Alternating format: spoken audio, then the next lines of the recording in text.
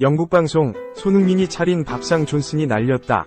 대기록 무산 벌리전 영국 중계 레전드 해설 충격 비판 풀버전 분석.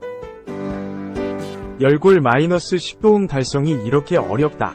손흥민, 32, 토트넘 호스퍼, 이 동료들의 아쉬운 결정력으로 대기록을 또 미루게 됐다. 토트넘은 11일, 한국 시간, 영국 런던의 토트넘 호스퍼 스타디움에서 열린 2023에서 2024 시즌 프리미어리그 37라운드에서 벌리를 2에서 1로 제압했다. 이날 결과로 토트넘, 승점 64은 신락같은 4위 희망을 살렸다. 나란히 36경기를 소화한 4위 아스톤 빌라, 승점 67위 뒤를 이어 5위를 유지했다. 반면 19위 벌리는 승점 24점에 머무르며 한 시즌 만에 강등이 확정됐다. 이제 4위의 주인공은 남은 두 경기에서 가려진다. 토트넘은 맨체스터 시티와 셰필드 유나이티드를 상대하고 빌라는 리버풀과 크리스탈 팰리스를 만난다. 만약 토트넘이 이번 경기에서 졌다면 남은 경기 결과와 상관없이 4위 진입이 무산되는 상황이었다. 힘겨운 승리였다. 토트넘은 초반부터 고전했고 전반 24분 야콥 브룬 나르센에게 선제골을 얻어맞았다. 당황한 토트넘은 동점골을 위해 공격에 더욱 힘을 썼으나 매끄럽지 못했다. 우측 수비수 페드로 포로가 해결사로 나섰다. 그는 전반 31분 동료와 원투 패스를 주고받으며 수비를 따돌린 뒤 빈 공간을 질주했다. 그런 뒤 대포할 슈팅으로 골망을 갈랐다. 손흥민도 득점을 노렸지만 수비의 집중 견제와 상대 골키퍼의 선방에 막혀 뜻을 이루지 못했다. 후반 막판까지 1에서 1위 팽팽한 균형이 이어졌다. 이번에는 미키 반 더 벤이 영웅으로 떠올랐다. 센터백인 그는 왼쪽 수비수로 위치를 바꿨고 후반 37분 역전골까지 터뜨렸다. 반 더 벤은 한 번의 터치로 수비를 벗겨낸 뒤 기습적인 왼발 슈팅으로 골키퍼를 뚫어냈다. 그 덕분에 토트넘은 귀중한 승점 3점을 거머쥐었다. 결국엔 승리하긴 했지만 손흥민으로서는 아쉬움이 많이 남을 경기였다. 17골 9도움을 기록 중인 그는 도움을 하나만 추가했다면 통산 세 번째 PL 10골 마이너스 10도움을 달성할 수 있었다. 그러나 동료들이 도와주지 않으며 실패하고 말았다. 손흥민은 최전방 원톱으로 출격했고 후반 들어 왼쪽 날개로 위치를 옮겼다. 그는 이타적인 플레이로 동료들에게 여러 차례 기회를 제공했고 어시스트로 이어질 장면도 몇 번 있었으나 모두 무산됐다. 후반 26분 페드로 포로의 슈팅은 골대를 외면했고 후반 33분 브레넌 존슨의 결정적인 슈팅도 빗나갔다. 영국 BBC도 탄식을 감추지 못했다. 매체는 손흥민이 정말 잘 돌아서면서 문제를 벗어났고 우측에 있는 포로를 찾았다. 그러나 슈팅은 옆으로 벗어났다 라고 아쉬워했다. 특히 존슨이 완벽한 득점 기회를 놓친 장면에서는 손흥민이 존슨에게 골을 떠먹여줬지만 왜인지 공은 옆으로 빗나갔다 라고 한숨을 내쉬었다. 이제 손흥민에겐 두 번의 기회가 남았다. 맨시티전과 셰필드전에서 도움을 하나라도 추가해야만 10골 마이너스 10도움 클럽에 가입할 수 있다. 동료들의 도움이 필요한 데다. 2. 제발 손흥민을 도와줘. 손흥민 10에서 10 달성. 동료들 도움 필요해. 리그 마지막 경기만을 남겨두고 있는 손흥민의 목표 중 하나는 10골 마이너스 10도움 달성이다. 손흥민이 자신의 커리어 세 번째 10에서 10 기록을 달성하려면 손흥민 본인의 활약은 물론 토트넘 호스퍼 동료들의 도움도 필요하다. 손흥민의 소속팀 토트넘은 오는 20일 한국 시간 영국 셰필드에 위치한 브라몰 레인에서 셰필드 유나이티드와 2023에서 24시즌 프리미어리그 최종전을 치른다. 현재 토트넘은 승점 63점으로 리그 5위, 셰필드는 승점 16점으로 리그 최하위에 위치해 있다. 홈팀 셰필드와 토트넘의 상황은 많이 다르다. 하위권과 강등권을 전전하다 결국 일찍이 강등을 확정 지은 셰필드는 이번 시즌 37경기를 치르는 동안 단 3승을 거두는데 그치며 승점을 16점밖에 쌓지 못했다. 셰필드가 지난 37경기에서 내준 실점은 무려 101실점, 득실차는 마이너스 66이다. 강등이 확정된 상태이기 때문에 그나마 셰필드가 내세울 만한 건 유종의 미다. 하지만 경기력 측면에서 봤을 때 이번 시즌 내내 처참하게 무너졌던 셰필드의 동기부여가 조금이나마 남아있을지는 의문이다. 반면 토트넘은 동기부여가 확실하다. 유럽 축구연맹 챔피언스 리그에는 출전하지 못하게 됐지만 6위로 떨어져 유로파 컨퍼런스 리그로 가는 일은 없게 하겠다는 생각이다. 토트넘은 지난 경기에서 맨체스터 시티에 0에서 2로 패배하면서 다음 시즌 챔피언스 리그 진출이 좌절됐다. 토트넘의 패배로 토트넘 대신 챔피언스 리그에 출전하게 된 건 토트넘과 4위 경쟁을 벌이던 에스턴 빌라다. 그렇다고 마지막 경기에서 동기부여가 없는 건 아니다. 비록 챔피언스 리그 진출에는 실패했지만 토트넘은 다음 시즌 우에파 유로파 리그 출전을 바라보고 마지막 경기에 임한다. 토트넘이 셰필드 원정에서 최소 무승부만 거둬도 유로파 리그행 티켓을 얻기 때문에 난이도는 그리 높지 않다. 토트넘 선수 개인의 기록 달성 여부에도 관심이 쏠리고 있다. 다름 아닌 토트넘의 주장 손흥민의 기록이다.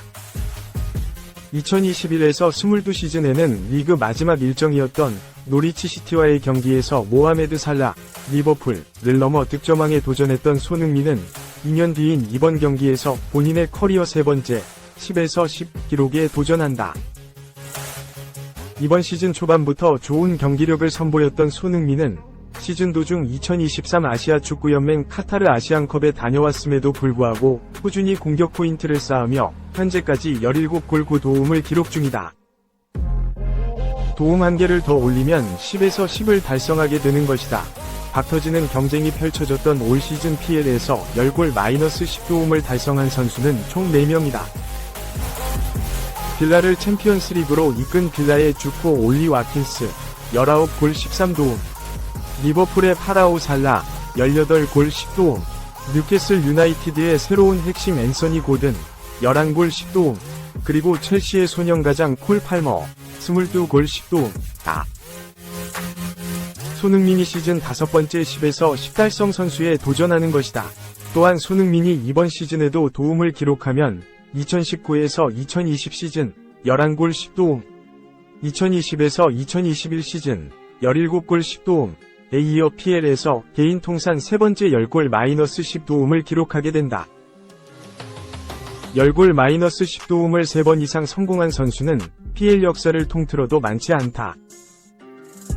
3차례를 기록한 선수 중 현재 PL에서 뛰는 선수로는 리버풀의 에이스 모하메드 살라가 유일하고, 과거 첼시의 간판 스트라이커였던 디디에 드로그바가 이 기록을 보유하고 있다. 맨체스터 유나이티드의 전설 에릭 칸토나와 첼시의 레전드 프랭크 램파드가 4차례, 웨인 루니가 5차례 10골 10도움을 기록했다. 사실 손흥민이 10골 -10도움을 달성할 기회는 지난 벌리전에서도 있었다. 번니킬러로 유명한 손흥민은 당시 벌리전에서 최전방 공격수로 출전했는데 측면으로 위치를 옮긴 이후 날카롭고도 정교한 패스로 여러 차례 기회를 만들었다. 토트넘 선수들 중 범인을 찾는 게 어려울 정도로 손흥민과 전방에서 발을 맞춘 선수들 모두 경기력이 좋지 않았다. 측면 공격수인 브레넌 존슨과 데얀 쿨루세브스키는 최악의 결정력을 보여줬고, 제임스 매디슨은 최근 경기에서 그랬듯 전혀 영향력을 발휘하지 못했다. 그나마 경기력이 나아진 건 안지 포스테코글루 감독이 후반 30분경 쿨루세브스키를 대인 스칼렛으로 교체한 뒤였다. 그러나 토트넘 동료들의 결정력이 문제였다. 손흥민이 경기 내내 좋은 찬스를 만들어주는데도 불구하고 토트넘 선수들은 이 찬스를 득점으로 연결하지 못했다. 말 그대로 손흥민이 입으로 떠먹여주려는 걸 일부러 뱉는 수준이었다. 후반전에 이런 상황이 반복됐다. 후반 26분 손흥민의 패스를 받은 포로가 시도한 슈팅은 위로 떴고, 후반 33분 존스는 자신에게 향하는 손흥민의 패스를 빈 골대에 밀어넣지 못했다. 후반 40분에는 손흥민이 내준 공을 로드리고 벤탄쿠르가 슈팅으로 이어갔으나 수비에 막혔다. 소파스코어, 콩목 등 축구 통계 매체들에 따르면 손흥민은 벌리전에서 총 5회의 찬스를 만들었다. 그중 한 번은 빅 찬스였다. 양팀 통틀어 가장 많은 찬스를 만들었지만 정작 도움을 기록하지 못한 손흥민이다. 동료들의 결정력이 따르지 않으면서 손흥민은 어시스트에 실패. 더불어 10골 마이너스 10도움 달성에도 실패했다. 한 개의 도움만 더 쌓으면 되는 상황에서 손흥민이 맹활약을 했기에 더욱 아쉬운 실패였다. 셰필드전은 손흥민이 10골 마이너스 10도움을 달성할 수 있는 마지막 기회다. 벌리전과 같은 일이 반복되지 않고 손흥민이 세 번째 10골 마이너스 10도움을 달성하려면 손흥민 본인의 활약은 물론이고 토트넘 동료들의 도움도 절실한 상황이다. 3. 맨체스터 유나이티드의 여름 이적 시장 계획 1,400억 먹기 포함 3명 보내고 EPL 19골 13도움 빌라 FW 영입. 맨체스터 유나이티드가 아스톤 빌라의 주포 올리 와킨스를 데려오기 위해 골칫덩어리 안토니를 포함해 3명을 처분하려 하고 있다.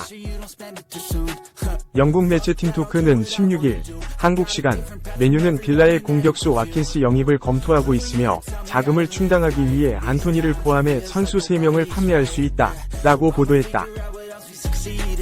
맨유는 지난해 여름 이적 시장 때 7,500만 유로 하나 약 1,102억 원을 들여 라스무스 호일룬을 데려왔다.